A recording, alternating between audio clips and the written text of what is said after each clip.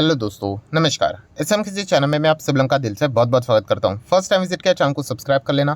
Free stock market classes इस channel को भी चाहो तो फॉलो कर सकते हो, सब्सक्राइब कर सकते हो। तो चलिए दोस्तों, फिलहाल इस वीडियो को स्टार्ट कर लेते हैं। तो ठीक है दोस्तों, अभी हम लोग आ चुके हैं बिल्कुल हमारे नॉर्मल स्क्रीन के ऊपर एंड इसी एक वीडियो में मैक्स टू मैक्स 5 खबरों को हम लोग कवर करने की कोशिश करने वाले हैं। तो चलिए शुरुआत करेंगे। सबसे पहले कुछ कंपनी के नंबर सामने आए, जैसे कि fine organic. So fine organic तो कमाल का ये स्टॉक है, आप सभी लोगों को पता ही है। ज़बरदस्त रिटर्न्स भी इसने दिए हैं एंड अगर हम लोग बात करें तो आप चेक भी कर सकते हो, मतलब एक साल का डेटा देखोगे तो केवल 5% ही देखने को मिलेगा, क्योंकि टॉप लेवल से ज़बरदस्त हम लोग को गिरावट देखने को यहाँ पे मिली थी, जो कि हम लोग को ऑलरेडी पता था। आज नहीं तो कल ये स्टॉक गिरेगा ही। ऐसा क्यों? क्योंकि 5 साल का अगर आप इसका रिटर्न देखोगे तो इतने भयंकर गिरावट के बावजूद भी 450% के ज़्यादा की रिटर्न है। मतलब एक ज़बरदस्त लाइन की हम लोग को तेज़ी इसमें देखने को मिली थी, ज़बरदस्त। एंड उसके बाद आपको पता ही है कि मार्केट को 19-20 कोई ना कोई रीज़न मिल ही जाता है, जिसके चलते हुए प्रॉफिट बुकिंग हो ही जाती है। सो इसीलिए बहुत ही शानदार रिटर्न्स इस कंपनी ने कमा के हमें ऑलरेडी यहाँ पे देके रखे हुए हैं। राइट, आप चाहो तो पुराने वीडियोज़ को भी देख सकते हो। अभी इस कंपनी के नंबर आए हैं, तो नंबर कैसे रहे? उसके लिए अभी हम लोग आ चुके हैं दोस्तों कंपनी के ओरिजिनल नंबर के ऊपर, कंसोलिडेटेड नंबर। मार्च के साइड में मार्च लिखा हुआ है, मतलब year on year basis number side में लिखा हुआ है। अगर आप खुद से स्टडी करोगे तो ये वाला पॉइंट को थोड़ा सा अच्छी तरीके से मतलब कैच कर लेना। क्वार्टरली नंबर हम लोग को आखिरी कॉलम में देखने को मिल रहे हैं। ठीक है। कंपनी का अगर हम लोग टोटल इनकम की बात करें, इस वक्त था 60,961, जो कि एक साल पहले था 63,000। ईयरली थोड़ा सा डाउनफॉल है। एंड अगर हम लोग क्वार्टरली बात करें, वो तो 77,000 का इनकम था, जो कि 60,000 हुआ है। क्वार्टरली ईयरली दोनों में हम लोग को इनकम में सॉलिड गिरावट देखने को मिल रही है, फाइन ऑर्गेनिक के नंबर्स की बात करें तो। बट ये क्या है? कंपनी का इनकम। इस इनकम को कमाने के लिए कंपनी को खर्चे करने पड़ते हैं। वो कितना है? 40,000, 46 एंड 61 है। अच्छा ठीक है। मतलब खर्चे भी उसी प्रोपोर्शनेट में गिरते हुए देखने को मिल रहे हैं। तो इनकम से एक्सपेंस हटा दोगे, प्रॉफिट मिलेगा या फिर लॉस मिलेगा?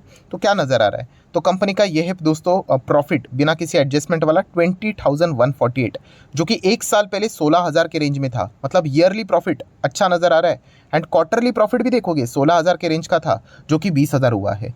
मतलब हम कह सकते हैं कंपनी का इनकम डेफिनेटली कम हुआ है, बट कंपनी के जो खर्चे भी है वो भी उन्होंने सॉलिड तरीके से यहाँ पे मैनेज किए हैं।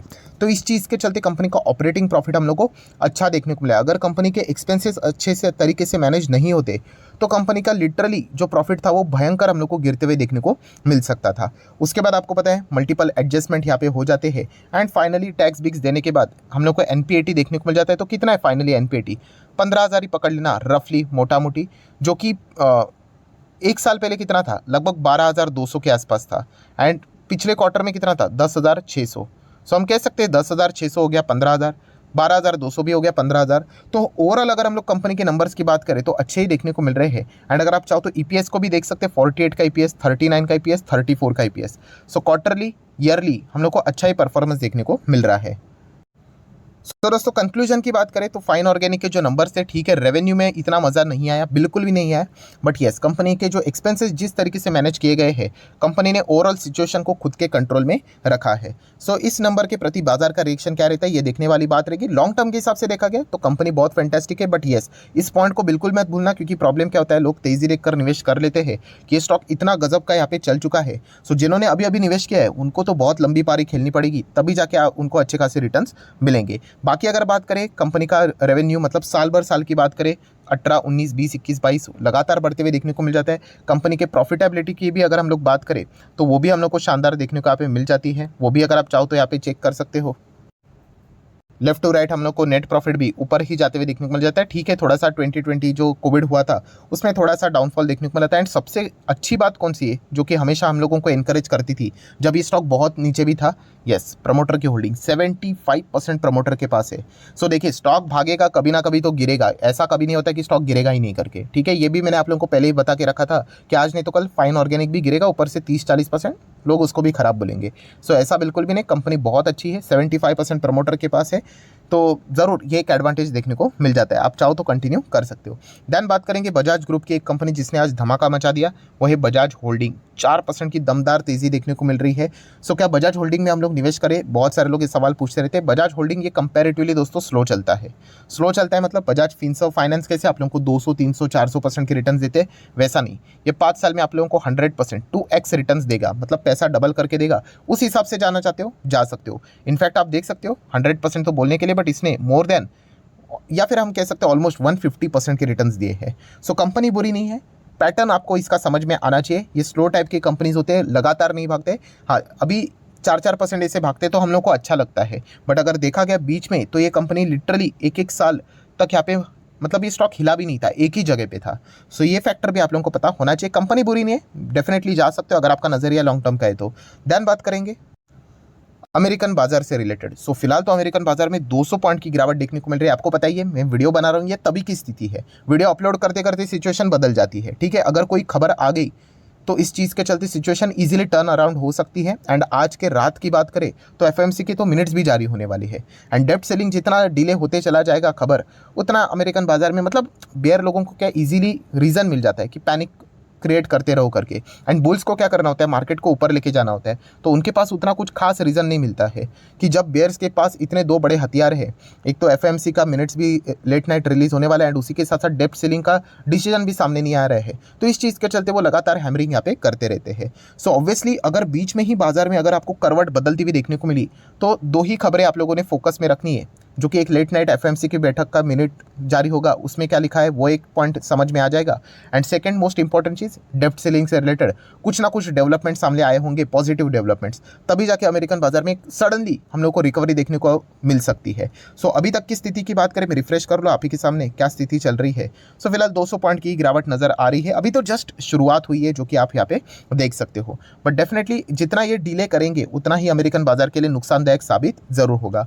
देन बात करेंगे दोस्तों पॉलीप्लेक्स से रिलेटेड। सो पॉलीप्लेक्स की कंपनी की बात करें, कंपनी कोई ख़राब नहीं है, बट येस यहाँ पे हम लोग को एक बहुत बड़ा यहाँ पे एडजस्टमेंट होते हुए देखने को मिला है। किस चीज़ से रिलेटेड, तो कंपनी के जो प्रमोटर है उन्होंने स्टेक सेल किया है टू HGP होल्डको को।